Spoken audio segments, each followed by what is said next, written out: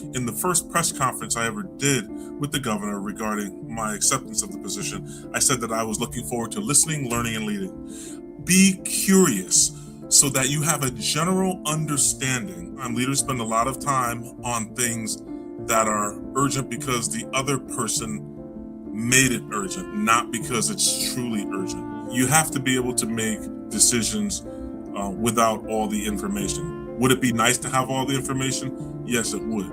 But that's unrealistic. People need to know where they stand. People need to know that you're going to be fair and equitable. And people need to know that these are two repeatable things about you. You're consistent. Do some homework. And then get out there and benchmark. See who else is dealing with this. See who else has dealt with it and got it right. Okay? If you're tired, get some sleep. If you're hungry, eat a lunch. But this is the job, and it's a contact sport, and the game is not played in the dugout, Doc. It's played in the field, as we both know. One of the top jobs of a leader is for the professional development of your subordinates. Now, you can send someone to training, check, okay, you did that. But what about getting out there and showing them that you're not asking them to do something that you wouldn't do yourself? People want to be seen, people want to be heard, people want to be respected. No one's getting rich in this business, but they want to know that what they do matters and that the boss sees them. Commit yourself to being a lifelong learner. Complexity is not stagnant. Complexity is just that. And you know something? Just remember, as a leader, as that living logo of your organization, a smile is a smile in any language.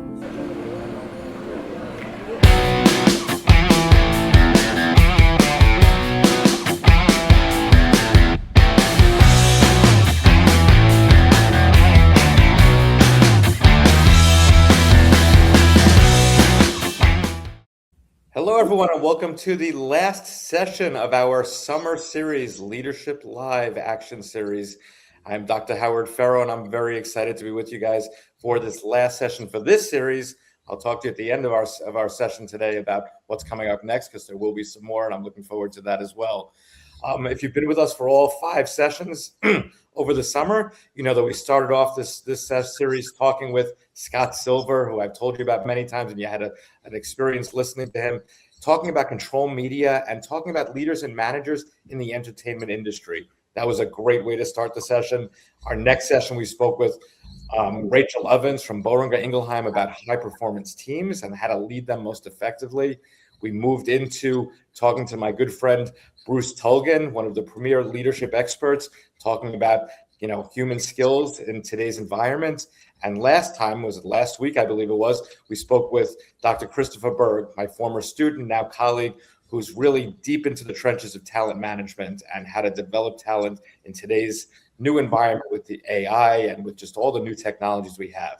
Now, those were all great, and I don't want to put too much pressure on today's guest, but I've been looking forward to this one for a long time. You can see I have a different background today. I'm not in my office. I'm actually traveling, but the commissioner is a very busy man, so I'm very excited to have him here today. Let me give you a little bit of an introduction, and then we're going to get right into it because I know you're interested and excited to hear what he has to say. So with us today, I'm very excited, very proud to have the Commissioner of the Connecticut Department of Emergency Services and Public Protection, my friend Ronnell Higgins. Now, the commissioner, just to give you a little bit of a background, he was appointed by the governor of the state of Connecticut, Ned Lamont, in 2023.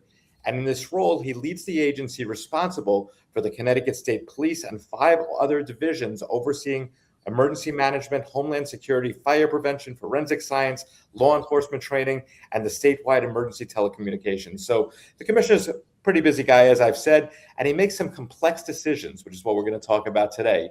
A little bit more, since becoming the commissioner, he has led significant organizational transformation, restructuring the agency, introducing data-driven decision-making, launching a statewide traffic safety dashboard to increase transparency, and leading initiatives that contributed to a 34% reduction in statewide traffic fatalities. He has also been recognized for strengthening accountability, improving operational performance, and restoring public trust through principled leadership. He's got some good experience here. Before joining the state government, and where I first met the commissioner was when he was with Yale University for many years, serving as Associate Vice President for Public Safety and Community Engagement, and also as the Chief of Police. And in his spare time, he's also a practitioner in residence at the University of New Haven, where he teaches and mentors future public safety leaders. So I think that's a good overview, Commissioner, unless I left anything out, which I'm sure I did. But I'm so excited to have you here today. Thank you so much. Dr. Fero, it is always a pleasure to talk to you, and I really appreciate the opportunity to come in and chat with you for a little while. Awesome. Well, this is going to be a fun one, and I just want to get right into it, Commissioner. And actually, before I have my questions, before I even get into it, can you tell us something? Tell me when you hear the word or the phrase "you're making complex decisions." Mm-hmm. What does that mean to you? What have you been through? Yeah. So when I hear the term complex or complexity, it isn't just one or two things. Complexity to me is a number of things that don't necessarily align. Okay, there's no true linkage to either one of them, but they all exist and all have to be considered in the decision making process, which means that you have to be able to gain information about each one of those things or those areas in order to make an informed decision. Yeah, and that's something obviously that you need to do, and you're juggling lots of different people reporting to you and lots of different agencies. Not to get too deep into the agency specific questions, but when you do have so many different agencies, but obviously they all have different priorities, right? The police, Yeah. the public safety, every emergency services. How do you make decisions? I mean, that's a pretty broad question, but Yeah. what is your thought process like? Yeah. So let me take it back to when I was asked to discuss the job, when I was interviewing for the job. One of the first things I did when I accepted the position as commissioner is I asked for a strategic plan. This agency, the Department of Emergency Services and Public Protection, was created in 2011 as a result of a consolidation effort by the former governor. So I asked for a strategic plan because I believe that any organization this complex and this size, over 1,500 employees, would have a strategic plan. I was handed a state statute. Now, a state statute is not a strategic plan. So I knew right away that this was going to be fun. I was going to be able to shape the direction. I was going to be able to put things in place and create a strategy for this agency to go forward. So how do I make decisions about the different verticals? So as you described, there are 6 verticals within this agency. First things first, understanding the complexity and the distinction between the verticals is paramount. So, what is it that brings all these different verticals together? It's us being in service to the residents or to the citizens of the state of Connecticut for public safety, whether it's the state police, whether it's the crime lab, whether it's Homeland Security and Emergency Management, the Division of Statewide Telecommunications, 911, the police and fire academies. We are all in service to the state to prepare for, respond to, and recover from disaster, to be that infrastructure for an emergency, and to train the next generation of fire and police, and to also be there to do ongoing training as well. So one of the first things that I did is I coined the term listen, learn, and lead, because I wanted people to understand that I'm seeing a lot of complexity here. Therefore, it's going to take me a little while to kind of learn what direction we need to go in. So, in the first press conference I ever did with the governor regarding my acceptance of the position, I said that I was looking forward to listening, learning, and leading. Dr. Fero, my listening, learning, and leading led to the development of 3 strategic pillars, which guide the entire agency, no matter where you are situated, no matter where you assign. And the first strategic pillar is ethics and accountability, because no matter which vertical you are working in that you're assigned to, ethics and accountability is paramount. Okay. The second is fiscal accountability. We needed to be fiscally accountable. All right, we are dealing with taxpayer money, and we have to stay within budget. And there's a lot of work that we need to do in terms of making the public or keep making the public aware that we are on top of our game when it comes to our fiscal house. In the third, and I forgive me, but my mind just went blank. I'll get it for you. There's a third. Uh,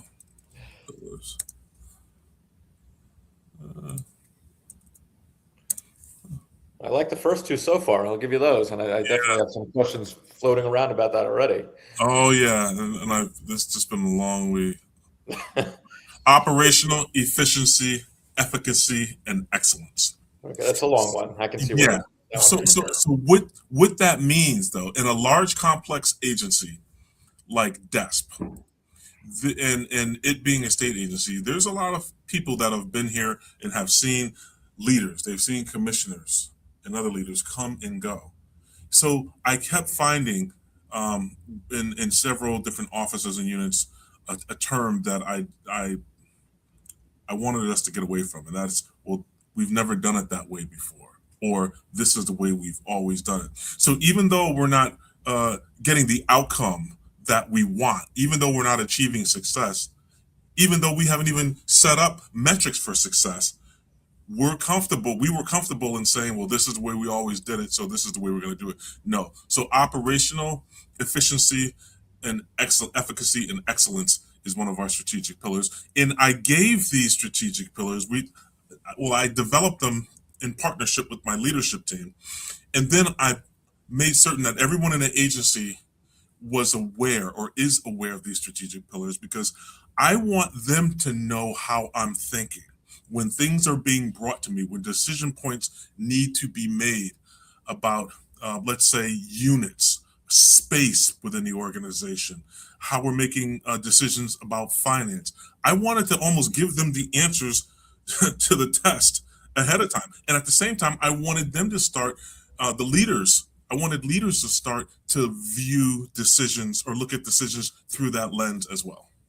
I think that's a really important point you just ended with, in the sense that we want all of our people, whether they're in formal leadership roles or not, to be leaders and to think strategically and to think about these pillars and to think about how they can take the lead on whatever it is they're running in their individual vertical. I want to go back to those three pillars for a second, though, because as you're mentioning them, the first thing that comes to my mind in relation to today's topic area is fiscal responsibility, ethical decision making, operational excellence. Those three right there have conflicting goals or have conflicting ideas that are associated with them. So there's complexity right there as well. When you have a decision to make, I assume it's hard to always satisfy all three of those. Yeah. So it's the intent is not to satisfy all three. The pillars exist because we know that in our work there's going to be decision points that where we need to make decisions. So I have three choices, and I found that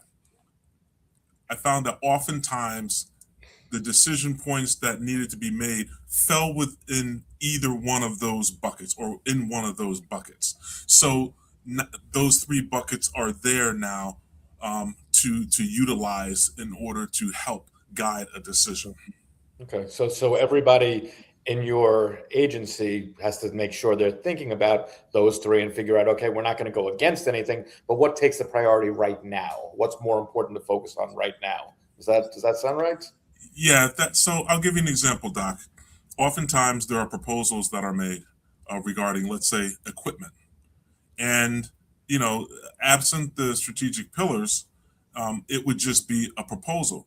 So I received a proposal recently that did not reference a strategic pillar or a goal that it was trying to achieve. It was just kind of sort of, I think this is nice to have, this other agency has it, so we should have it as well. Well, how is that going to help us achieve success? How is that going to advance our mission? How is that going to make us be more efficient? So but at the same time, I do receive notices, memos, proposals from members of our team who've taken the time to think deeply about what it is that they're submitting, and they're actually very good at referencing the strategic proposal and articulate strategic pillars and articulating the why, because that's ultimately what we're getting at, right? The why. Absolutely, and every decision we make should have some kind of why answered in terms of focusing on the mission, understanding how it's going to help further whatever the mission is for your organization, for any organization. Looking at your leadership, Commissioner, and I know you've been through so many different roles and different agencies. How has your leadership evolved? What if you would describe yourself as a leader? What would you say about yourself? Wow. So my leadership journey, I took my first oath in 1994 as a correction officer here in the state of Connecticut. I took another oath in 1997 when I became a police officer at Yale. But my true leadership journey began when I attended the FBI National Academy in Quantico, Virginia, 20 years ago last month. It was July 2006. I already had a bachelor's degree, so when I went there, I took graduate level classes, and I took a leadership track.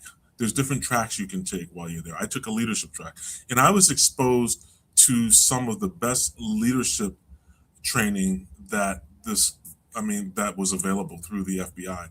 And some of my fondest memories was instructors taking us out of the classroom, bringing us to the battlefields in Virginia, and talking about different battles and how leaders had to make decisions in real time.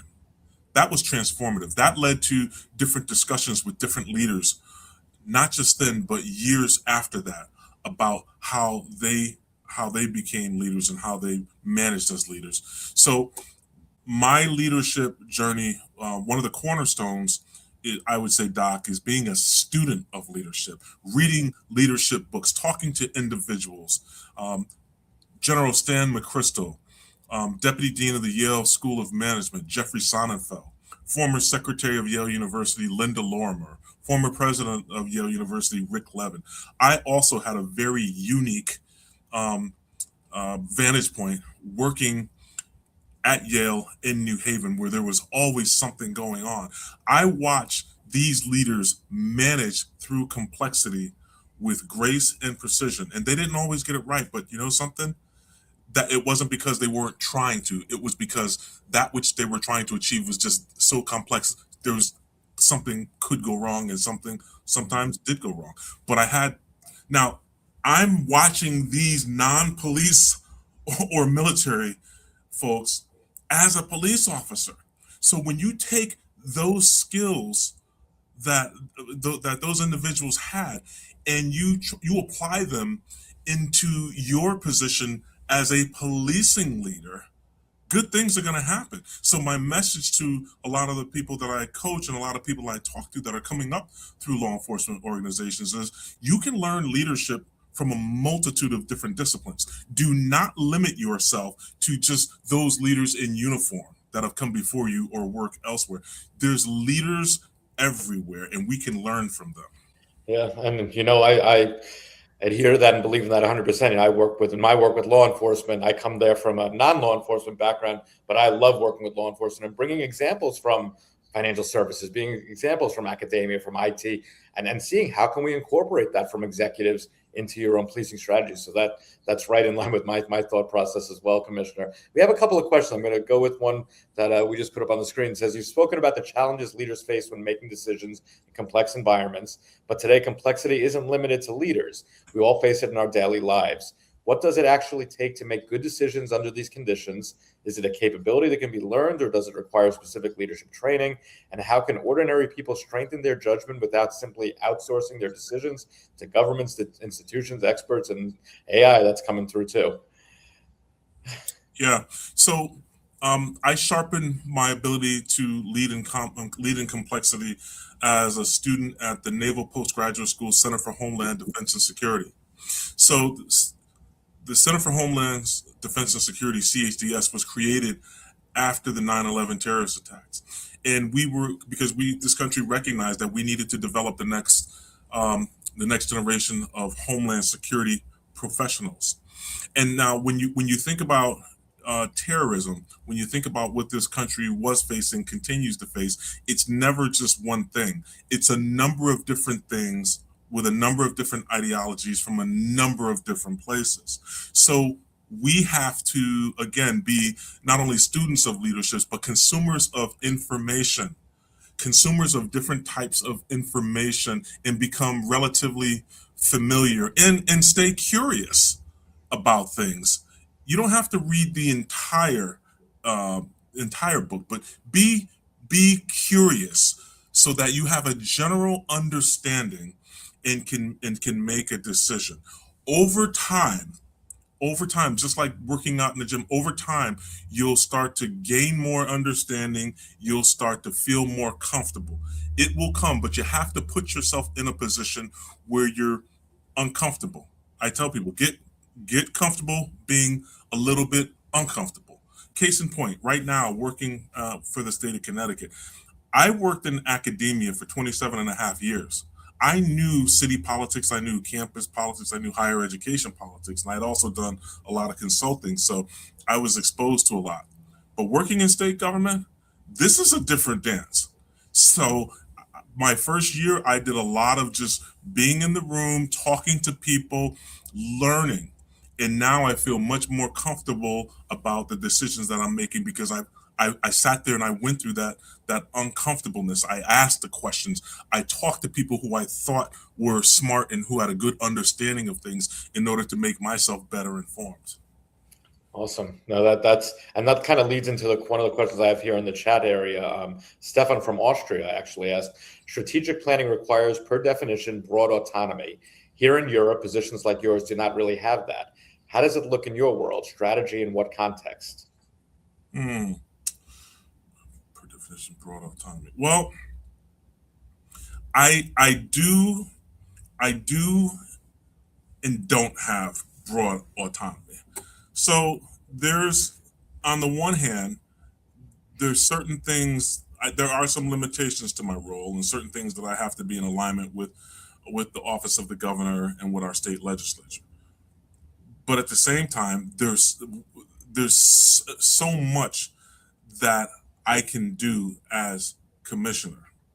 So you kind of have to understand the landscape and identify those areas where you can make change, identify those areas where you can make impact, and then also identify those areas where there's going to be more of a negotiation and more of an influence. Again, it goes back to leading and influencing. In some instances, the commissioner is saying, that's where we're going, and this is how we're going to get there. I did that with the strategic pillars. In other instances, it's me saying, here's an idea. This is what I'm thinking. This is why I'm thinking this. This is what I found. What do you think? How do you think about this? It's more of a negotiation. Excellent. And you kind of stemming off of that also, you obviously make a lot of decisions. I'm actually asking you to give me a story because I know you've got great examples and great stories. Everything seems important, right? You got 5 things on your desk today that are all important. How do you determine what do you do first? How do you determine what's important versus what's urgent? Yeah, that's a great question. So, I mean, everything in my mind has this varying levels of importance, but in terms of urgency, um, I have to ask the question: okay, if this is it urgent because the person on the other end, has made this urgent, therefore it's urgent for me, or is it urgent because it's a life or death or something significant within the organization that definitely needs my attention, or is this something that the governor's office called and they need me to weigh in on? There's varying degrees of urgency. I often find that, even, and I'm guilty of this from time to time as well, leaders spend a lot of time on things that are urgent because the other person made it urgent, not because it's truly urgent. And so one of the things that I just did prior to this call is look at my schedule for next week, look at my schedule for today and look at my schedule for next week and determine what is urgent for me versus what is urgent for someone else. So when you look at that and you say what is urgent for you versus what is urgent for someone else, what takes priority, and how do you determine that? Yeah. So what is urgent for me means something that I need to do in order to effectively do my job. That takes priority. What is urgent for me is something that's going to impact one of the divisions or the leaders in one of the divisions, um, or urgent, in such a way that if I don't weigh in, it's going to bring reputational harm to the agency. What is not urgent is, let's say, someone comes to me with a grant that they've had for a few weeks, and the window for the application closes on Monday, and they want me to take all day Friday and over the weekend to read it. That's not happening. Get it to me sooner. That's a good way to look at it, Commissioner. Um, a lot of times we as leaders have to make decisions and we don't always have all the information. Sometimes we have incomplete information about things. What determines if when the right time is to make a decision without all the information, or is there a risk involved with waiting too long for things and sometimes you have to make that decision? You know, we like to have all the information. And one of the things that I had to learn is you have to be able to make decisions without all the information. Would it be nice to have all the information? Yes, it would, but that's unrealistic.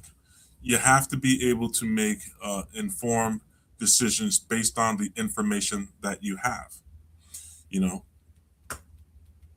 So gathering, I'm trying to actually take it like out of law enforcement, out of emergency services now, thinking about what advice we could be giving to our listeners who are in different fields in terms of how to make the best decisions that need to be made with sometimes limited information. So I guess I'm kind of thinking, where do you, and I'm using the wrong term, when do you pull the trigger, right? When do you actually go forward with something when the information isn't always there? yeah. Well, you first and foremost, you have to trust the people around you. Um, and even if you don't have all the information, if you have a good team of people around you that can help you, that can weigh in and help you, that is always helpful. Um, but Doc, I'll share with you. I come from this from a position of from someone who's had to lead during crisis. Mhm. I'll never forget, there was a book I read many years ago. It's called Crisis Leadership Now by Larry Barton. And I've my people have heard me talk about this often. There's three questions that any leader is going to have to answer after something bad has happened. Now, the bad could be something internally. It doesn't have to be necessarily a law enforcement or public safety endeavor. You decide what bad is, okay? But after bad has happened, after it's occurred, the leader can expect to be asked, what did you know? When did you know it? And what did you do about it? So if you think about beginning with the end, having to answer those questions in mind, then you have to do what you have to do with what you have at the time, and then be able to stand flat-footed and be able to answer those questions, and you'll be fine. Yeah, and those are questions that I know when I interviewed you for leadership in 5G, that's something that I actually included in the book that you talked about, which I think are great guiding questions for all leaders to think about. It's when you know it, what do you know about it, and what are you going to do? I mean, that's the key, right? Taking action.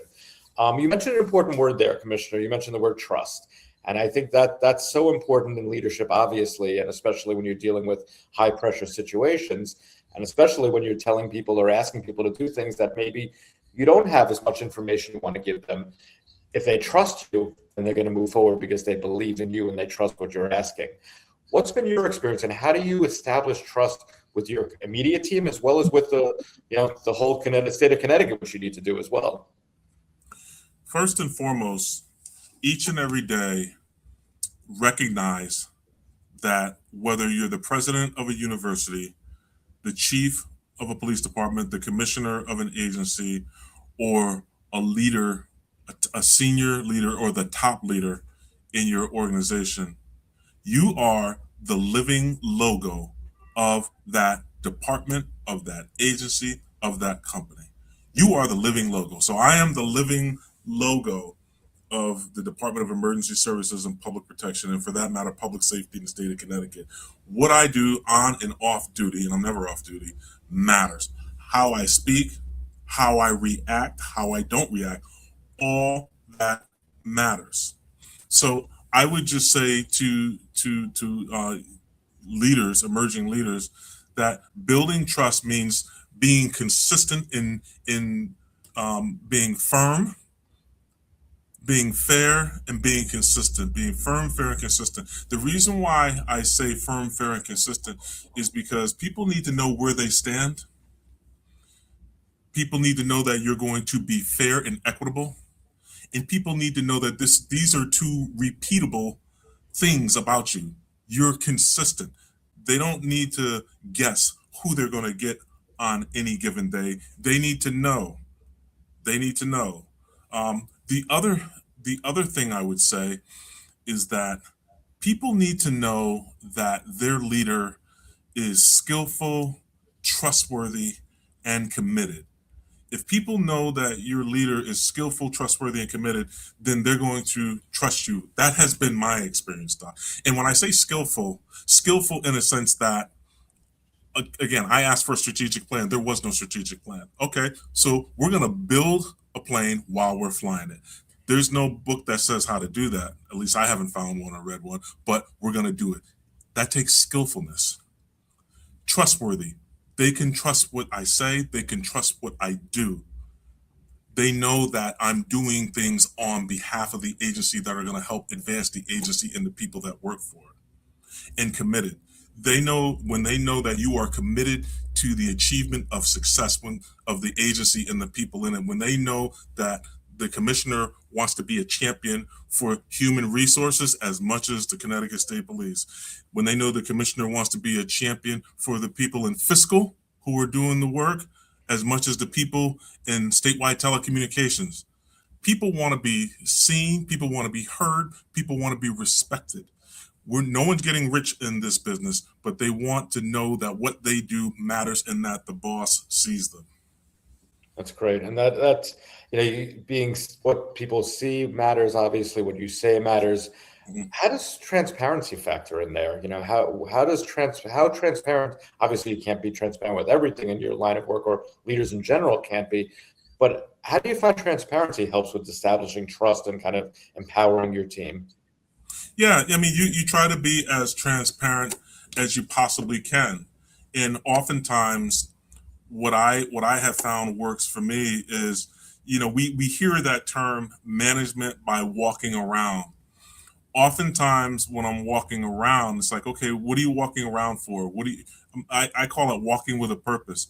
Mhm. Sometimes I'll people will chat me up in the elevator or in a hallway and want to talk about something, and I'll just share with them, I wrestled with that decision, but here's what I had to deal with. Here's how I came to that conclusion. After a while, after you have those sorts of conversations with people, and when you're talking to one group of people and another group of people comes walking in and they hear you talking, they appreciate the authenticity that you're bringing to the role, and they appreciate hearing it directly from you. So getting out and visiting people where they are, I did that. I visited every single state police troop in the entire state. I've visited firehouses. I've seen this entire state now. Going there, meeting them where they are at different times of the day and night, and being your own authentic self, and just sharing. I don't know if we're going to be able to accomplish that. I don't know if we're going to have the money for that, but here's what I will do. That's being transparent. Yeah. That's so important, and you kind of hit on something I was going to ask you about in a moment about humility. You have to balance that confidence with also being humble and sharing that maybe we can't do something right now, but this is what we will be able to do for you in the future. Has that been something that's kind of factored into your leadership toolkits? 100%. 100%, Doc. You know, I I often joke, um, when I was working at Yale, even though we had to be fiscally responsible, I had a darn good budget. I was doing okay. We were doing okay. If I wanted to order some food for a meeting, it was okay. There was a lot of things I could do. There's a lot of things I want to do here, but I'm dealing with taxpayer money, so this is a different dance, and that's okay. That's okay. So we just have to figure out how to do things differently. All right. Um, you know, transparency, it takes on different meanings in the state government as well, because there's freedom of information. There's that going on. But I will just say, when it comes to transparency within your own organization, being convening meetings with senior leaders to talk to them about what's top of mind. I have a senior executive meeting once a month, but I also have a Monday briefing with all my senior leaders, and I talk to them what's top of mind, and we have discussions so that they don't have to guess what's on the boss's mind. So if there are things that are vexing us, if there are things that are really we're wrestling with, or there's things that we can't do for various reasons, they know the why. And that way, my messages are cascading out through them throughout the organization and keeping people informed. I've also made it a point to bring in my own communications person. We've done an amazing job at external communications. I want to start to improve our internal communications as well, because those cascading messages, as I described, are good, but oftentimes those should be followed up by short, brief messages that go out just to keep people updated on various projects and decisions. Yeah, and obviously there's a lot of uncertainty, right? Things are, on the fly, decisions have to be made, and that can make people anxious, right? So, when the commissioner or the leader of any organization, can they admit being uncertain about something? And if so, how do you do that in a way without creating anxiety amongst your team members? Well, listen, no one knows it all. I think I think any leader has a cabinet or a cadre of people that they know and trust. And if they don't, they know how to access people that they can trust to help them make better decisions.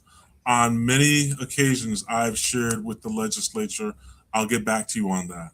I have to look into that a little bit more. I'm not real certain on that. Now, listen, there's certain things that they expect you to know and expect you to be prepared for. But at the same time, again, the way we began this conversation, admitting and saying to these folks, that is a very complex matter. And this is why I see it as complex. And this is why I need to take a little bit more time to make a decision on this. So, as many decisions as you make, you need your people to be making decisions as well. What are some ways that you encourage that, mentor that, teach that, empower that with people when, they look at you as the leader, as the decision maker, but you need them to make the decisions as well? So they have to feel, first and foremost, they have to feel empowered. Above everything else, they have to feel empowered to make decisions. The second thing is, as a leader, you have to model the behavior that you want them to emulate. Model the behavior that you want them to emulate. I have a number of new leaders, and I've modeled behaviors that I want them to emulate, up to and including after at the end of a meeting, or after at the end of a discussion about a heavy matter. I'll ask the question, what am I missing? Where's my blind spot here? And they know it's okay. This is a safe space. It's okay to tell me what I'm missing, or tell me, I think you're going in the wrong direction. It's okay. I want to hear that. Now, if they are able to give me that feedback, that's empowerment. I'm empowering them. So when it comes time for me to say to them, you need to handle that, they feel empowered. Or when they see something needs to be handled, they feel empowered. So again, you used the word earlier, humility. Leaders have to have a sense of humility. We've got to lead from everywhere. We've got to lead from everywhere. So, oftentimes I talk, Commissioner, about having a personal board of directors, which you kind of alluded to before, having that cadre of people around you who you can turn to when you have a question. You know, you're going to trust them. They're going to give you honest feedback about anything. Right. I want to turn that a little bit into making real-time decisions. How does disagreement factor into decision making? Do you find that disagreement with you helps you to make better decisions? Yes, disagreement absolutely has and continues to help me make better decisions. Um, so one of the things that I learned early on, and I know this may sound cliche, but if you are the smartest person in the room, what do they say? You need to find another room to be in, right?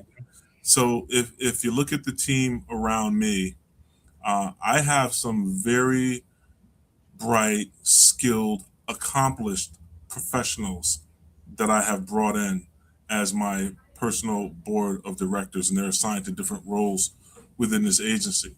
So if they are disagreeing based on their experience, their education, and just the lens for which they see things through.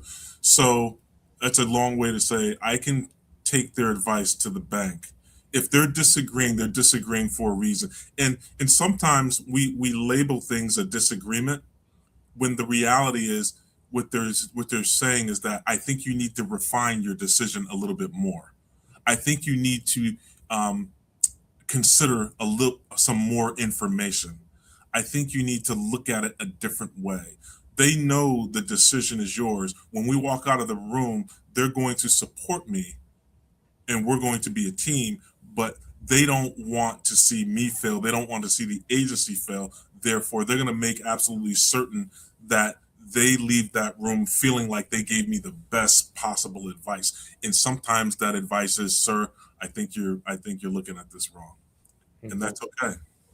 So, looking at it for emerging leaders, as you said, and these even established leaders who might have a hard time with this, what are ways that they can encourage that and encourage their people so they're not surrounded by a team of yes men and yes women?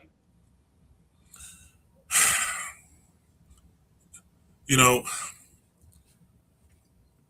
it's I've seen and worked with people who have big egos. I am not a big ego person. Oftentimes, people say, you know, Commissioner or Ronnell, you're very humble. Um, Recognize that longevity as a leader, at least in my opinion, others may disagree, but longevity as a leader and making consistent good decisions and constantly advancing the organization requires you to uh, oftentimes, you know, rely on other people and their wisdom. That doesn't mean that you're not smart. That doesn't mean that you're not capable. That means that you are, in fact, the true orchestra conductor, recognizing that your job is to make certain that everyone is on the same sheet of music, but also recognizing that the instruments that your team is playing are very important. And if there's a trumpet solo, then you know something. That's the job of the trumpet. I'm not a trumpet player. I'm the orchestra conductor. If there's a violin solo, well, that's the job of the violinist. I'm not a violin player. I'm the orchestra conductor. But my job is to make sure that they are playing the best possible solo. And if it's not a solo and it's like three or four instruments at once, that they are putting forth the best possible melody. Yeah, I mean, it's getting the right people, as Jack Welch said, the right people on the bus first, and then making sure you're empowering them Yeah. to play their instrument and have some fun with it while they do it as well, right? Mhm. Looking at leaders in general, as we have about 10 minutes or so, and then I know we have a couple of questions that were posted there for you. But looking at leadership in general and your many years and the people you work with, what are some of the most common mistakes you see that leaders make? Yeah, not listening and learning and leading. Anyone who goes into an organization thinking that they know everything is wrong. Listening, learning, and leading, that's a sequence.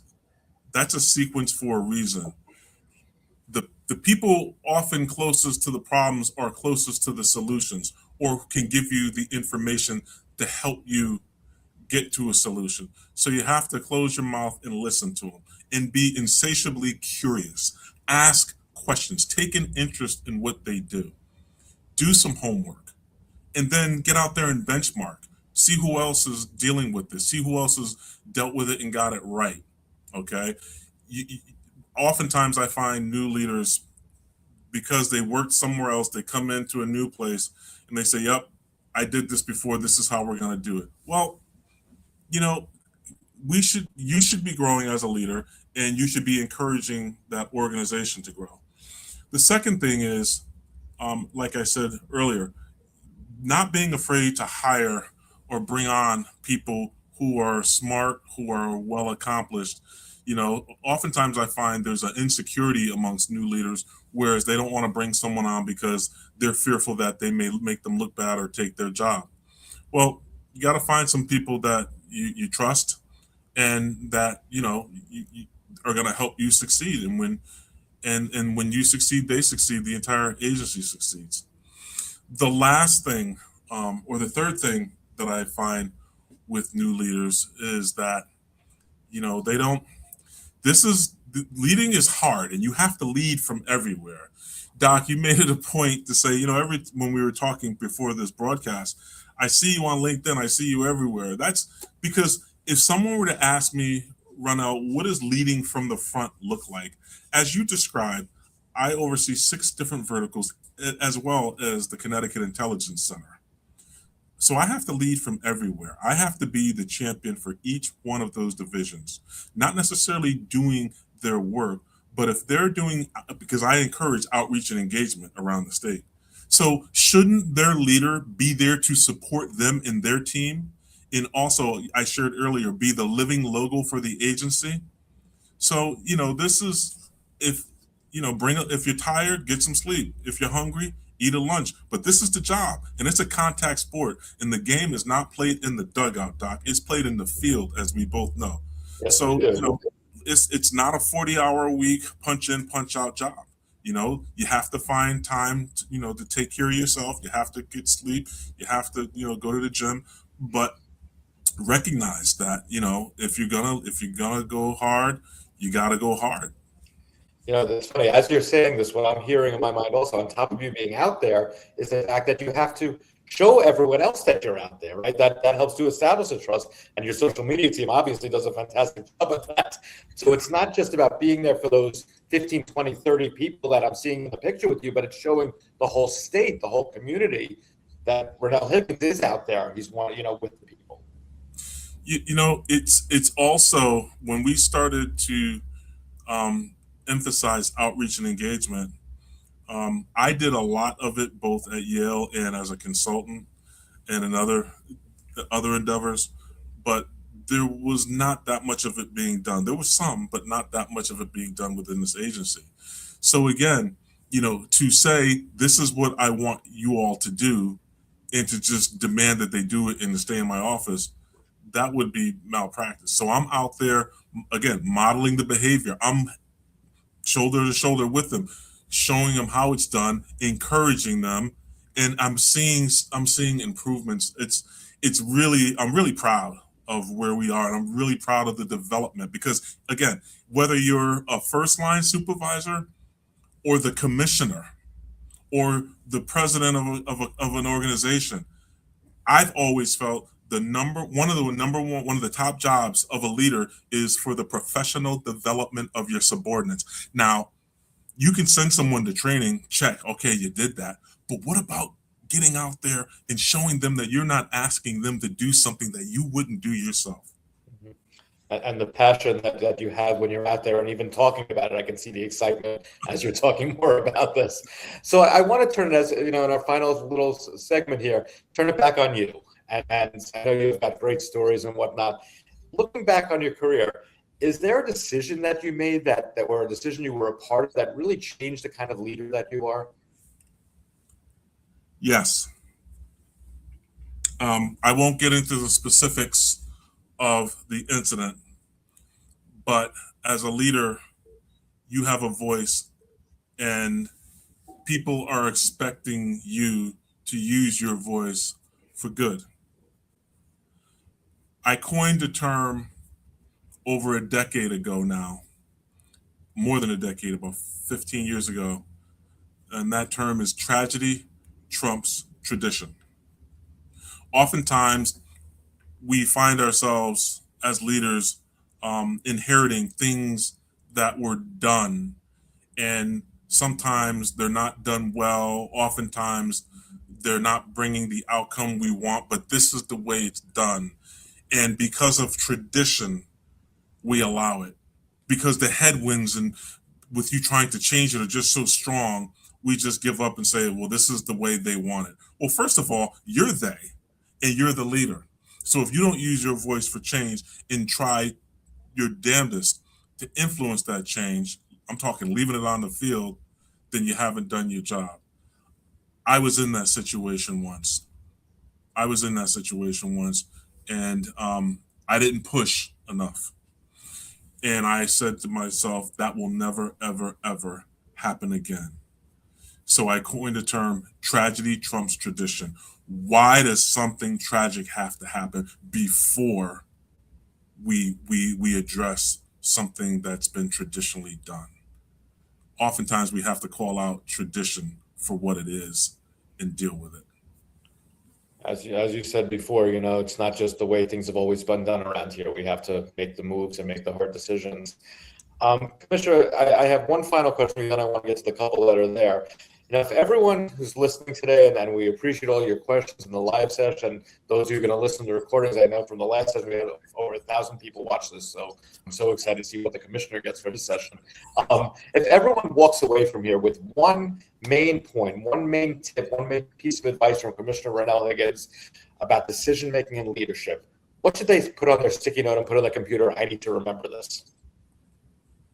Commit yourself to being a lifelong learner.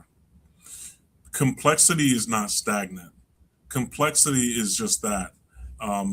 Things are growing more complex as day by day. So we have to be lifelong learners. And what does that mean? We have to be consumers of information. We have to look at our education and our skill level, and we have to sometimes push ourselves to learn more. Be curious. We have to develop relationships with people who don't necessarily think the way we think. We have to talk to people and go places. Again, being curious, just to kind of see it from the other person or the other group's perspective. So I would say if there were a bumper sticker that if I had them, I would hand them out. That would be commit to being a lifelong learner. Oftentimes people think I need to go back to school, I need to get another degree. It could, but it could mean a lot of things. Learning now in today's society, through the internet and through other means, there's a lot that we can learn. I mean, I listen to audiobooks on the way into work because I have that time. So commit to being a lifelong learner, be insatiably curious. I think it was Simon Sinek that said that. And something, just remember, as a leader, as that living logo of your organization, a smile is a smile in any language, and everyone's watching you. So be mindful of how you're looking in your image. So I think, Commissioner, I think that's your bumper sticker. And I might be out of line here. It might not be in the fiscal pillar there, but I would think as the Commissioner for the Department of Emergency Services and Public Protection, you can get bumper stickers and have everyone put them on their cars. I don't want bumper stickers on the cars. I don't blame you. I don't either. So we do have a couple of questions. I'm going to go from the latest to the earliest because I didn't ask all of these along the way, but we'll see what we can get through. So Joanna said, amazing Commissioner, how can you use your authority to encourage subordinates to disagree? I work for an American multinational in London, and bosses don't like dissent or differing opinions within the team. Yeah, I worked for a boss that encouraged dissent. So what he would do he would just look at me and say, Ronnell, what do you think? And I know if the boss was asking the question, that he wanted me to go hard. So I would go, and he knew, he had it's an art. It's an art. You have to, conflict is going to happen. And when I talk about, when we talk about conflict, we're talking about the ability to refine, to sharpen what it is that we're trying to achieve. So, no one wakes up saying, can't wait for the conflict today. But you know something? There's nothing, we have to be comfortable with conflict.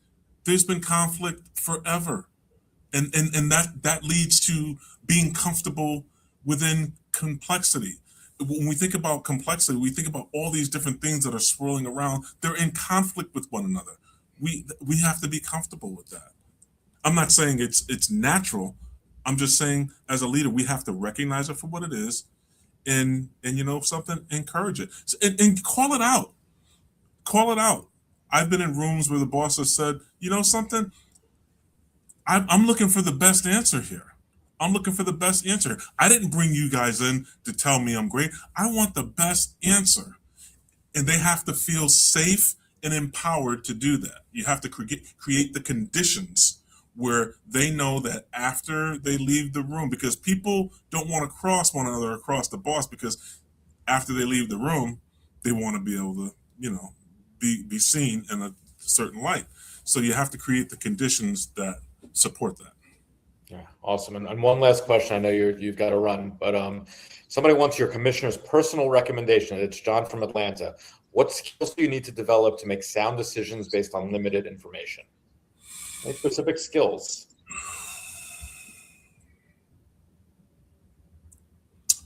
To make sound decisions based on limited information. I would say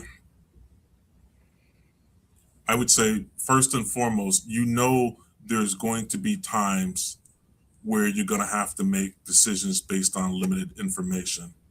So if you're always plugged in and have a good understanding of the baseline, when that curveball comes, you're already going to have something in the well to draw on. So I would say stay plugged in, try to stay in the know, okay? So that when that curveball does come and you do have to make a decision based on limited information, even though the information in front of you is limited, you have a body of information behind you that can help that can help you make that decision, that can help guide you. And having that team behind you is certainly, one of the most important things a leader can have.